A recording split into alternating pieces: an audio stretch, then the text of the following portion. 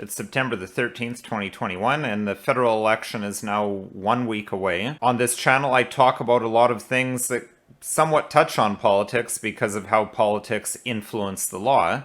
Therefore, I want to do a short series this week and maybe going a little bit into next week on election night, looking at the policies of the main parties and give you my perspective as a lawyer on them.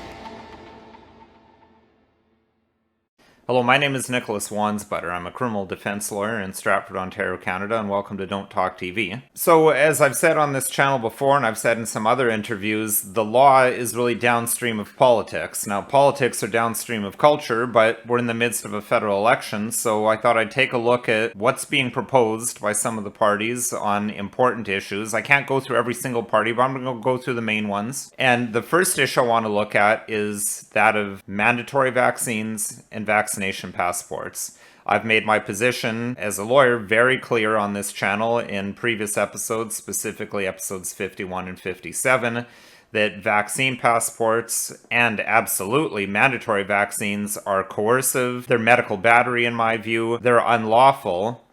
Yet we see people pushing them in any event, regardless of what the law is, probably daring employees or citizens to go to court to fight these issues. In my view, this is the issue. It's by far the most important issue, and it's an issue that will dictate the direction that our country takes. On the one hand, will Canada continue to be an inclusive, caring society where people have physical autonomy and the right to do what they want with their own bodies? Or will Canada go down a darker path, one of totalitarianism, where the government dictates what you have to do or what you're allowed to do with your body, and where nothing is allowed unless you have a passport for doing it? So that may sound dramatic, but I think people can see how this is starting to play out in society, that these are very crucial issues. So I'm going to focus on the vaccine mandates and passports and what the party's positions are in this video. Now, to a large extent, this has been like trying to nail Jell-O to a wall as I look through the various websites and platforms to see what exactly are the party's official positions.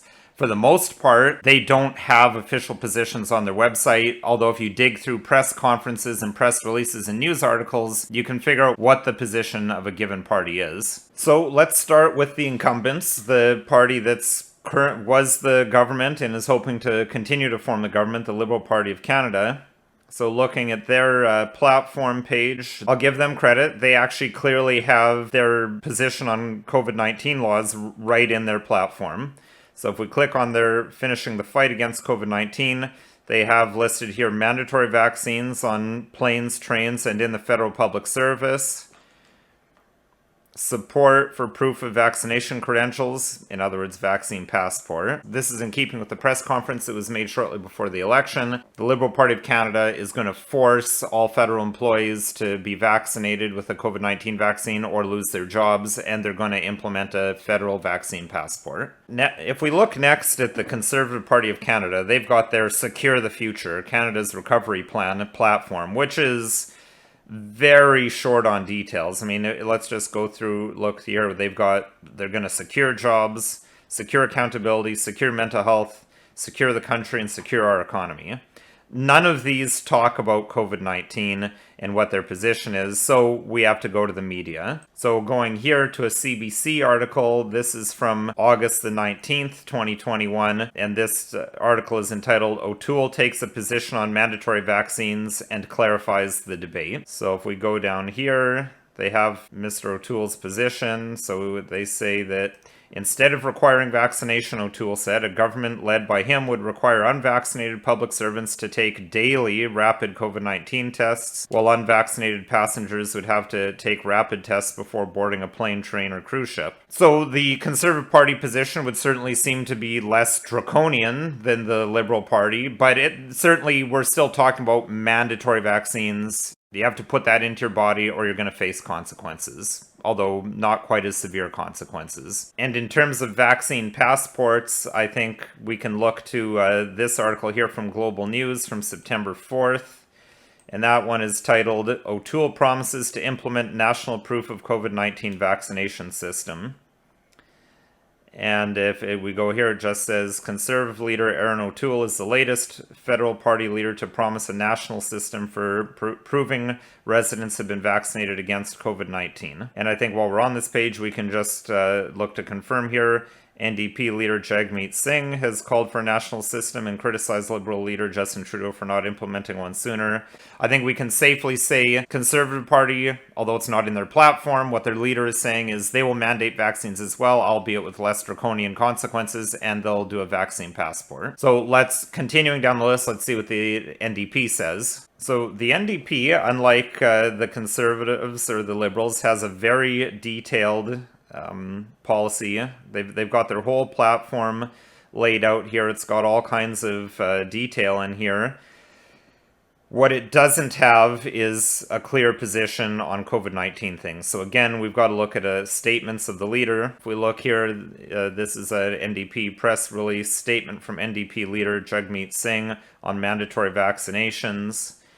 And this is from August 17th, so right around the same time that Mr. O'Toole made his announcement. And here we go. He's saying that we will work with public sector unions to provide more education, remove barriers, and give workers ample opportunity to get a vaccine. For employees who still refuse to be vaccinated without a reason related to health status, we would expect that the collective agreement would be followed, and all collective agreements include a process for progressive discipline up to and including termination. So it's not clear exactly what he means by that. He's leaving himself a lot of wiggle room. It's not clear. There's the potential that they're going to discipline people. I don't know what Mr. Singh thinks is going to be in collective agreements. Any collective agreement I've looked at doesn't say anything about mandatory medical treatments. It is clear that the NDP is also on board with mandatory vaccines for federal government workers. Not clear exactly how far, whether they're going to go with a more model like the Conservatives are proposing or going all out scorched earth like the Liberals. Then we've got the Green Party. They've also got a pretty detailed platform, the usual stuff you'd expect from a far-left party. Again,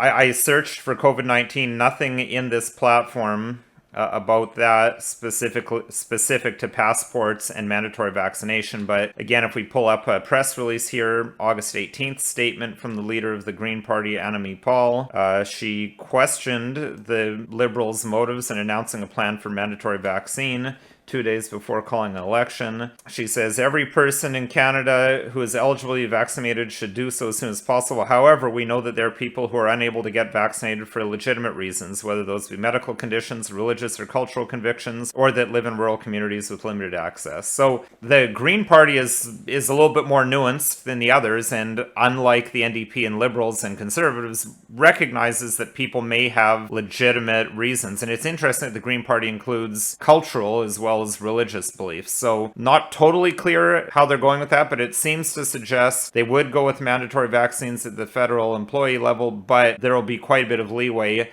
for people to have exemptions. Finally, if we look at the People's Party of Canada, they have the most detailed and comprehensive platform. So they've actually got a section specifically on COVID policy. If we click on that, we can just go straight to their plan. They are going to repeal vaccine mandates and regular testing for federal civil servants and workers in federally regulated industries.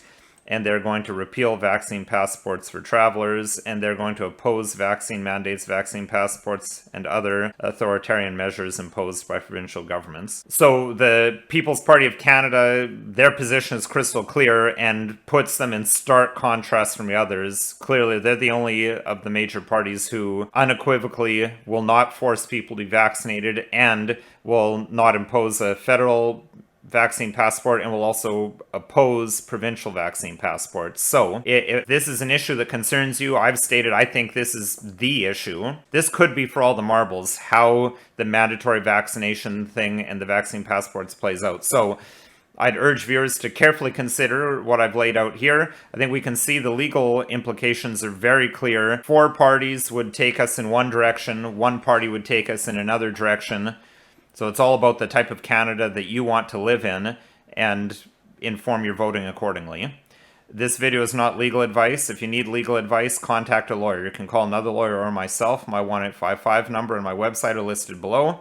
If there's topics you'd like to see me cover on this channel, please send an email to the email address below or leave a comment in the comment section.